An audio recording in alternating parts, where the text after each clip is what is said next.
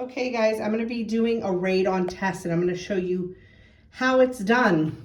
Of course, you're going to want to follow the instructions for your specific one, but this one is by Alpha Energy Laboratories and this is how you do it. See, it comes in like a sealed plastic bag and then it comes with instructions here. So of course you want to read all the instructions, but I'm at step 2 to start the test.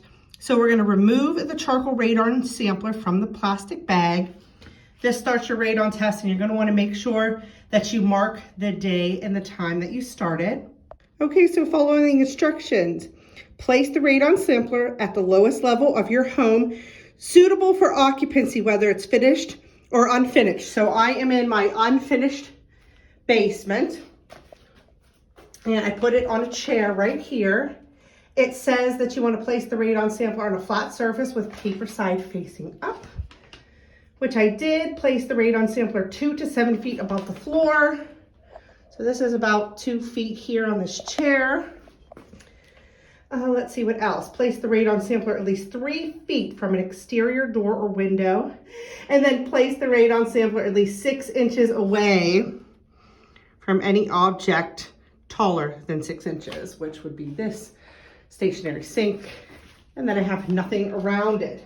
So basically, they recommend to wait 48 hours for exposure. And something else I didn't notate. Up here, it says to make sure all exterior doors and windows are closed for at least 12 hours before the test. And it says to keep all exterior doors and windows closed during the test, but normal entry and exit from your home is permitted. Dehumidifiers, heating, and cooling systems should run normally. Avoid using vent or exhaust fans during the test. So once you read all the instructions, basically, you leave it sit there for 48 hours. Again, make sure that you mark the date and time and leave it sit there. Okay, so as far as registering the test, they have this sheet that's included, so you can put all your information here. But I think what's easier, and what I did, is just go online to this website and fill it out, and then you can even get the test results in the email, and it just seems quicker. So they do include this if you need it, but I think online is better. Okay, focus.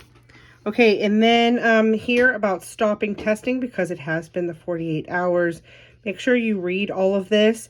It says that they strongly recommend using shipping methods with tracking. Don't use first-class mail for time-sensitive tests. However, they included a tracking, or I shouldn't say tracking, a label, which of course has a tracking number on it, a first class. They included this with my test. I don't know if this is included with every test, but as you can see, it's first class. But then here it says, do not use first class for time-sensitive tests. I'm assuming this is a time-sensitive test, but this is what they included. So whatever, I'm going to do this. You can pay for Rush, but I don't have the money to do that. So I'm going to use the included label. Make sure whenever you mail a package, always write down the tracking number or take a picture of it. Okay, so after you read all the instructions, here is the little package that they include to send it back in. You can see it already has the address it's going back to. Make sure you put your return address on here. If you do purchase the Lab Rush, you can check that. I'm not. Make sure you write your serial number here, and you can see the shipping options there.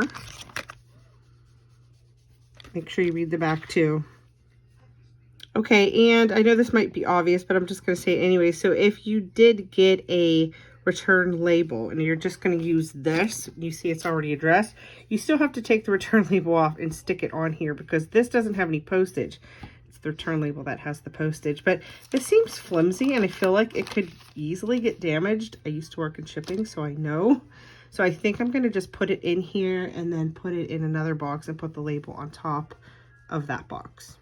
Okay, so I put my test in that envelope I just showed you, and then I put it in this box. I'm going to affix the label and drop it off inside my post office. Like I said, I registered online, and then I also requested to get the results online. I also signed up for text messaging, and I believe they said it will take within 7 business days to get the results. So yeah, that's how you do a radon test. It's really easy. I think it's recommended really anywhere. I know certain parts of the US are more susceptible, I believe, but I'm no expert on radon whatsoever. But I am going to post a little bit of information after I'm done with this part of the video, just to show you why some people do it. This is directly from aelabs.com, the test that I'm actually doing. So it says, what is radon? Radon is a naturally occurring radioactive gas found in soil. Exposure to radon has been linked to the development of lung cancer. In fact, it is the second leading cause of lung cancer in the U.S., according to the Surgeon General. It's been referred to as the silent killer, since it has no taste, color, or smell, and many people don't even know what levels they are being exposed to. So, yeah, that's scary enough. So I'm just doing the radon test. You can continue to read. They do have a lot of good information on this website, but I figured it can't hurt just to get it done. So thank you so much for watching. Please share the video.